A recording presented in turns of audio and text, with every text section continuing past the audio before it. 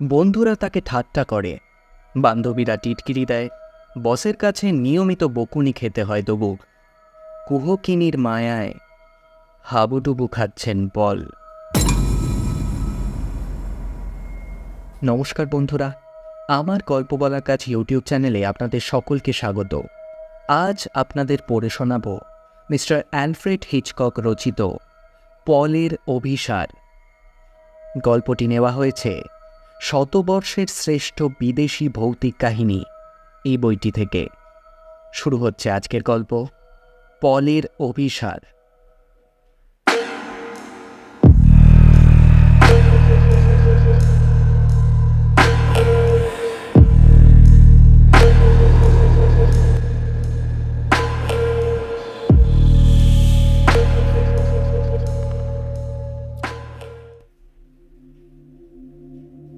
ইতালির বন্দর লা স্পেজিয়াতে এই কাহিনীর সূত্রপাত। বিশ্বাস করুন, আপনাদের কোনো ভূতের গল্প শোনাতে বসিনি। আসলে ভূতের অস্তিত্বে আমার খুব একটা বিশ্বাস নেই, কিন্তু ওই নগরের মিউজিয়ামে একটি আশ্চর্য নারী মূর্তি আছে, যার নাম অ্যাটলান্টা। কাঠের তৈরি, দেখলে মনে হয় যেন প্রাণস্পন্দনে ভরা। বুঝি অষ্টাদশী কোনো তন্নি তরুণী আবেগে অনুরাগে থরথর করে কাঁপছে। সোনালি চুলের, রক্তের মতো টকটকে লাল গাউন পরা অ্যাটলান্টাকে ঘিরে নগরবাসীর কৌতূহলের আর অন্ত নেই। সেই কবে কোন বিগত যুগে কোনো এক নাম না জানা জাহাজে ভাসতে ভাসতে কাঠের এই মূর্তিটি স্থান পেয়েছিল এই বন্দরে, তা কেউ জানে না। মিউজিয়ামের কিউরেটর মিস্টার পল স্মিথ, বয়স 35-এর কাছাকাছি, সাদাসিধে সরল প্রকৃতির মানুষ। তিনি অবিবাহিত, থাকেন মিউজিয়াম সংলগ্ন একটি কোয়ার্টারে। তিনি সারাটা দিন কাটিয়ে দেন অ্যাটলান্টার পাশে দাঁড়িয়ে। এমনকি রাতের অন্ধকারেও মোমের আলো জেলে কাঠের মূর্তিটির মুখের দিকে তাকিয়ে থাকেন অপলক দৃষ্টিতে। বন্ধুরা তাকে ঠাট্টা করে, বান্ধবীরা টিটকিরি দেয়, বসের কাছে নিয়মিত বকুনি খেতে হয়। তবু কুহকিনীর মায়ায় হাবুডুবু খাচ্ছেন পল। তার সাথে আমার হঠাৎই পরিচয় হয়েছিল। সেটা ছিল একটি ধূসর মলিন বসন্তের বিকেল।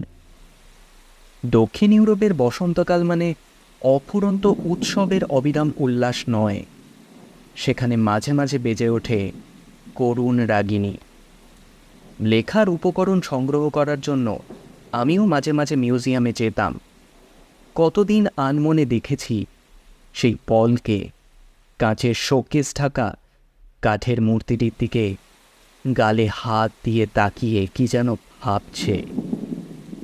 সেদিন আচমকাই তার পিঠে হাত রাখতে সে একেবারে চমকে উঠল। তারপর তার স্বপ্ন ভরা দুটো চোখ মেলে ধরল আমার দিকে, বলল, আপনি আপনি তো মিস্টার হিচকক, তাই না? হ্যাঁ। এবার বুঝি আমারই অবাক হওয়ার পালা। কোনো মতে ঘাড় কাত করে হ্যাঁ সূচক উত্তর দিলাম। কিন্তু আমি সব বুঝতে পারি, সব সব সব বুঝতে পারি। আজ থেকে 500 বছর আগে যা ঘটে গেছে, বা 500 বছর পর যা ঘটবে, সবই আমার নখদর্পণে। পাগলের পাগলামি নাকি আহাম্মকের বুজরুখি? আমি মনে মনে প্রশ্ন করি। কি আশ্চর্য রে বাবা! পল সঙ্গে সঙ্গে বলে ওঠেন, ভাবছেন ভাবছেন এসব শুধু আমার মুখের কথা, তাই না? হ্যাঁ, তাহলে তাহলে শুনুন আমার কাহিনী। জানলা দিয়ে বাইরে তাকালাম। আকাশ ঘিরে কালো মেঘ দুরন্ত দামাল কিশোরের মতো ছোটাছুটি করছে। দমকা বাতাসে ভূমধ্য সাগরের ঘুম যেন ভেঙেছে। পল স্মিথ বলতে থাকে, তা আজ থেকে প্রায় ওই 200টি বছর আগের কথা। সেটা ছিল 1774 সালের 13ই অক্টোবর। আমি আর অ্যাটলান্টা সাগরে আমাদের প্রমোদ তরণী ভাসিয়েছিলাম। সে আমার সদ্য বিবাহিতা তরুণী স্ত্রী। তার রূপের দৃষ্টিতে পৃথিবীর বুকে জ্যোৎস্না নেমে আসে। বিয়ের পর মাসখানেক বেশ আনন্দেই কাটল আমাদের। ভালোবাসার আবর্তে ঘুরপাক খেতে খেতে আমরা কে যে কোথায় ছিটকে পড়েছিলাম কে জানে। কিন্তু অত শোক বুঝি আমার আর অ্যাটলান্টার সইল না। ভাসতে ভাসতে তরুণী যখন পা রেখেছে পারস্য উপসাগরে, তখনই অঘটনটা ঘটে গেল। সেদিন সন্ধ্যাবেলা মৃদুমন্দ বাতাসের প্রলয় শিহরণে আবিষ্ট হয়ে হাতে হাত রেখে আমরা হাঁটছিলাম বনের পথে। আমার কৌতুকে অ্যাটলান্টা খিলখিল করে হেসে উঠছিল। কিন্তু কিন্তু হঠাৎ যেন তাকে কি একটা দংশন করল। অস্ফুট একটা শব্দ করে সে উপর হয়ে পড়ে গেল। ঘটনার আকস্মিকতায় আমি তো বিহ্বল হয়ে গেলাম। দেখি অ্যাটলান্টার চিবুকের রক্তাক্ত ক্ষতটা, সুচিস্মিতা দাঁতের ফাঁকে লাল রক্তের স্রোত। চোখ দুটো তার বিস্ফারিত, দেহে প্রাণের লেশ মাত্র নেই। আমি ওই অবস্থায় অ্যাটলান্টাকে জড়িয়ে ধরে চিৎকার করে কেঁদে উঠলাম। তার কোমল বুকে আমার মাথা রেখে শিশুর মতো ছটফট করতে লাগলাম। সে কিন্তু কোনো কথা বলল না, কোনো কথা বলল না, এমনকি একটু হাসলো না। ভালোবাসার আবেগে কপালে আঁকলো না কোনো স্নেহ চুম্বন। সে নিথর হয়ে পড়ে রইল শুধু। তারপর সেই মৃতদেহকে সঙ্গে নিয়ে আমি পার হয়েছি দীর্ঘ পথ। অবশেষে মমির দেশে মিশরে গিয়ে অ্যাটলান্টাকে আমি কাঠের মমি করে দিই। তারপর সে এই বন্দরে এসেছে। আমিও ওকে নতুন জন্ম দিয়েছি। আমিও এক নতুন জন্ম নিয়েছি পল স্মিথ নামে।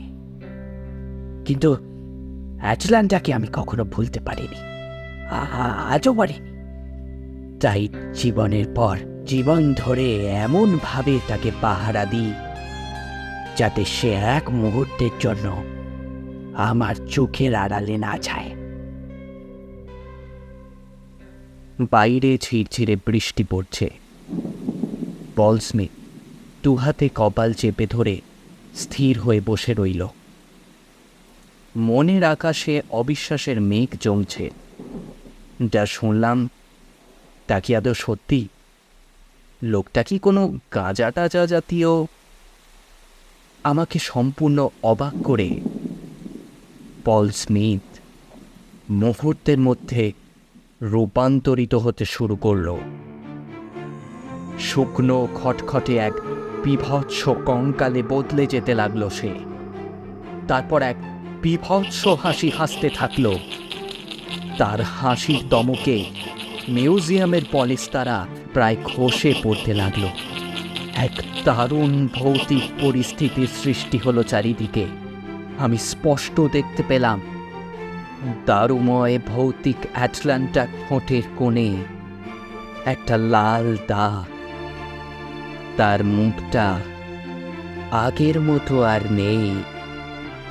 ঠোঁটের কোণে লেগে আছে সামান্য একটু হাসির দমক। ধীরে ধীরে এক কামনাময়ী রমণী বেরিয়ে আসে কাঁচের শোকেস থেকে। তারপর কঙ্কালটিকে জড়িয়ে ধরে এক দৃঢ় আলিঙ্গনে তাকে অবশ করে দেয়।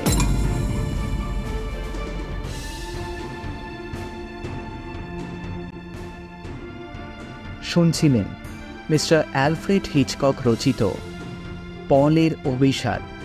কেমন লাগলো আজকের গল্প তা অবশ্যই কমেন্ট করে জানান।